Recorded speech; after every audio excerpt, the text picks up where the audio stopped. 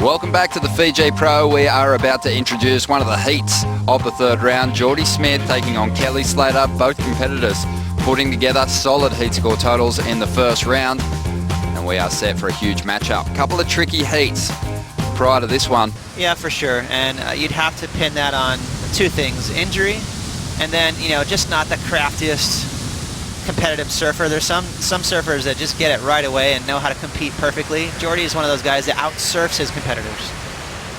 And here goes Jordy now. So looking to get a number up early, just weaving down the line. And that's the beautiful thing about cloud break. You can take your time setting up this inside track. He's going to grab that rail, drag his body. He'll find some cover here, still going, and takes the high road to get the exit. Puts his board on rail. Big roundhouse doesn't complete the rebound. But behind him, Kelly Slater, deep in the tube, still going. And there is Slater on one of the tubes of the morning. And you mentioned it, Ross, that Kelly is so crafty in this lineup. I actually heard him talking about where he places himself, his positioning in the lineup, and he can give too much away. People were talking about lining the tower up with mountains in the distance on the mainland. He said they're not his markers. Currently in 35th position. Kelly has never been that far back on the ratings after the first 4 contests. Generally starts pretty well in those first events. But let's see Kelly's ride from the outset, just setting up this tube. Well, credit to Jordy. They both found the similar waves, but Kelly, it looked to me on the first side of it, got deeper, and that was pristine right there. Nice clean barrel. Didn't have all those crazy ribs we saw the guys trying to handle this morning. That was more of a textbook cloud break barrel right there. Looking right into it. See how he drags that front knee. He's trying to slow down, make sure he doesn't get in front of it. You know, all the points come from staying behind that curtain. Kelly did a perfect job right as that wave clamped. He busted through. What about that setup? That typical setup that you see from the competitors is to drop down, fade. Kelly really put the brakes on mid-face. He did. He's not afraid to maneuver in heavy situations. So right when he's in the barrel or in a really sketchy pocket where maybe he's too deep, he's comfortable. And a lot of it has to do with his equipment. He rides small boards, a lot of rocker. Jordy, kind of the same type of wave, trying to set it up, but you can see it took a while to get behind the curtain there. But he got a decent barrel, but definitely out of the two. Kelly, a longer one, and got further back. Well, both these competitors are going to put up better numbers than we've seen from the first, second and third heat, I should say. But here's the replay of Jordy from the water. A little underrated for his backhand tube riding approach. Yeah, like looking at his technique right there, it looks nice. You know, he looks pretty clean in there. He dragged that front knee, as a lot of the good guys do on their backhand. It's just all about picking the right way for Jordy. Well, there's the scores. And Kelly easily getting the jump on Jordy in that first exchange. 7.83 to a 5.83. And it's Kelly using priority on this ride, and we were hoping the conditions would start to click. But it might not even be that. It might just be that we've got two in-form surfers working this tricky lineup out as Kelly grabs that rail, dances with that foam ball for a second. In perfect control and still gunning. He finds the exit. Drives up into the lip now. And it's going to be a reasonable backup for the 11-time world champ, with just over 25.5 minutes remaining. Pretty incredible. Right there, he got every ounce of points out of that wave that was possible. It was a tricky, stubborn wave. It was bumpy. It wasn't really, a wave that you would like to have out there. And he maxed it out. He's going to eke out a decent score. Meanwhile, at the takeoff zone, Jordy Smith paddles into a clean-looking wall. He's going to drive up into this first section. The wave just flattens out and Jordy gets out of there.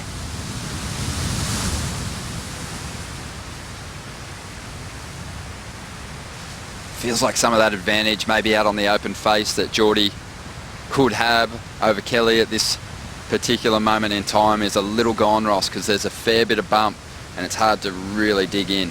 Big time. It's maneuvers are you know, way down the line of what's important today. It's very simple. The judges, you know, they want you back in there, in the barrel. It's so the judges aren't going to be, I mean, sorry, the surfers, they're not surprised. They know the job at hand. Plenty of time, 24.5 minutes to go. These competitors locked horns in a title race back in 2010. Jordy had his best ever finish. He was runner-up at the end of the year. Kelly Slater won his 10th world title that season. It's been a while since they've had a championship tour heat. Here's Jordy.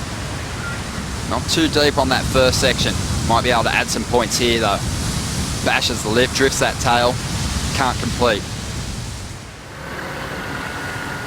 It might have been lucky that he didn't reconnect with that maneuver because it was bone dry right there. And here's a bomb. That's breaking outside of that ledge we keep talking about, Ronnie. So those are the waves you have to deal with. If you're going to sit in that magical spot we talk about where the best waves are, you have to take these bad boys on the head.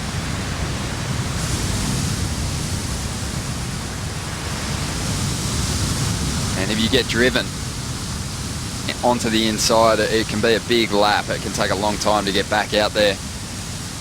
And Kelly holding position at the moment and the lead. His second score has just dropped to 4.33, so Jordy Smith chasing a 6.34. Not discrediting all the solid results from all the competitors, but you know, it's pretty rad to see someone like Kelly lay down one of the biggest maneuvers you can out here on a day like today. Well, here he goes, and we'll see what he can do out on the open face. Nice turn on a tough section to get started. But that wave's not going to go into his top two. And pots for the rundown on what's unfolded, but Kelly Slater and Jordy Smith continue to fight it out for a place in round 4. Slater has the lead. Just a narrow lead at this stage of the game, 12.16. Jordy on a two-wave total of 11.66. Jordy chasing a 6.34 to get himself up into the lead. While we're in the recap, this wave for the South African, and getting that board laid over. Definitely looks like Jordy's equipment feels good under his feet at the moment. Yeah, for sure. You know, and it was interesting. I think Strider brought it up this morning that he was kind of onto something, maybe with his coach, with Chris Gallagher, to ride aboard with thinner rails to try and get just a little more maneuverability in the barrel. I like that idea. Whoa. Slater had this wave. Just got stalled on the exit, but it didn't matter. Still able to push through that white water, and we're waiting on the numbers to come through, but it's going to be an excellent number for Kelly. Beautiful technique right there. He bottom turned around the barrel, and then he stuck his arm and his knee in the wall to slow down. So Kelly, you know, I just don't feel like he ever wastes any points. He doesn't let them go, does he? He milks every point out of every wave out here. Not out here. As we see Jordy now setting one up. This wave is tapering beautifully, and Smith stalling with everything he's got, but it's not doing much for him at this stage of the game. The wave just wasn't quite hollow enough. Jordy had the brakes on, but it's not going to result in a big score. Just over 12 minutes to go. Kelly's just put away another excellent number, or an excellent number I should say, 8.73, well out in front now. And Jordy is comboed.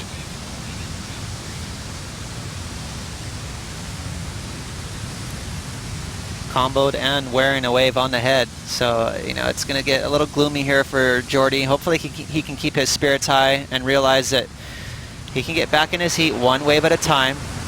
There's still enough minutes on the clock. Here's Kelly. How crafty was that? Barely missed the lip, and then as soon as he saw a little zone, he tucked in and stalled right away. Nice little snapback. So at this point, Kelly's basically free surfing. He knows where Jordy is. He knows what scores he has. He knows that he's up against the wall. So he's going to, I think Kelly's going to improve on his score line. Watching closely where the lip's falling, you could see him looking up at the lip as he drove off the bottom on his 4.33. Then on the 8.73, he just seemed to hold himself back in that tube until the very last moment. Basically making you wonder whether he's going to come out at all, and here he is again. And there's a nice turn laid down by the 4-time winner here at Fiji. But this wave is tapering off, and Kelly knows that he's out of there. I see, this is what I'm feeling right now from Kelly. He's got Jordy in a headlock, and he's just kind of toying with him. He's toying with the wave. He is so dangerous when he's got this kind of lead at a spot that he's this comfortable with. Well, I heard Kelly making the observation on some of the competitors today that their equipment was looking a little bit too long. Not the case for him here, as we see him just burrowing through the pit. And this was the 873, the highest scoring ride of the heat. Yeah, not an easy barrel to navigate through. You saw Kelly, all his weight on the front foot. You're going to see it right here now looking in to the barrel. Watch his weight as he comes back out of there. You can see it's going to be all the way forward. Then he readjusted, he shuffled back. It's just those little micro adjustments, Ronnie, that he can make on the fly. Very subtle, but so important, especially when you're riding sensitive surfboards that Kelly is. Here's the snap of the event. Hello. That was ridiculous. I mean, to me, that was easily the best maneuver we've seen so far in this event, especially for keeping the board on the water. The alley-oop from Gabriel was pretty radical. But to get upside down and nail the lip like that, again, that was Andy Irons-esque. He had no respect for that lip. And seeing Kelly putting into practice some pretty interesting breathing techniques between waves. As Kelly jumps off and Jordy grabs that rail and tucks in. Nice bit of cover, but we could see the end of Jordy's board the entire time, so not too deep. And the comparisons will be made to the tube rides from KS, and it won't get Jordy out of combination, you wouldn't think. But Strider on the Hit TV show back in the day. 5.5 minutes remaining though in this heat, and Kelly is putting on a special performance here at Cloudbreak, and he's in the barrel once again. Can he punch through that curtain? He does it so often, but not this time. Slapped down by the lip. Heat score total is 16.56. Jordy Smith in trouble. Needs a 2-wave total of 16.57 to take the lead. And I'm not sure he's going to do it. Well, the last wave that Jordy had, the 3.67 on, was kind of the culprit for him, and why he's not a threat to Kelly, because Kelly was deeper than him. Had Jordy paddled further up the reef and got that wave from there, he would have got a really nice long deep barrel, maybe even got a 9-point ride. So it's just all about positioning yourself on the reef. This wave here, Ronnie, amazing how perfect it was for 4 or 5 seconds, and then as you mentioned, it shut down on Kelly, so not really an exit for him. He would have enjoyed that vision for a moment though. But Kelly, expert positioning. He's not just picking off good waves and grabbing that rail and tucking in though. He is fading, managing his speed from the takeoff. At this point in time, really just looking to salvage some pride. But if he acts fast, he might be able to pick off an insider as well. Big wall to play with here, drives off the bottom into that first section. Doesn't really connect the way he would have liked. He's going to roll out of this one and look for something down the line on the next set perhaps. Just 20 seconds remaining now with some set waves approaching. Jordy on a small insider. He's really just making his way to the channel now. 15 seconds to go. Slater might get an op at a victory lap here. Looking to improve on a 7.83 to push his heat score total up even higher, but a super impressive number for Slater, 16.56, Ross. Here's a little victory lap, Ronnie. Well, you know what? For Jordy Smith, his tail will be wagging once we get to South Africa. That kid is going to be the guy to beat at J-Bay. So, you know, it's not all dark and gloomy for Jordy. But Kelly Slater, his tail will be wagging. He's passed the third round for the first time since the Pipe Masters, where he quarterfinaled last season. So Slater still alive in the draw here at the Fiji Pro. We say goodbye to Jordy Smith.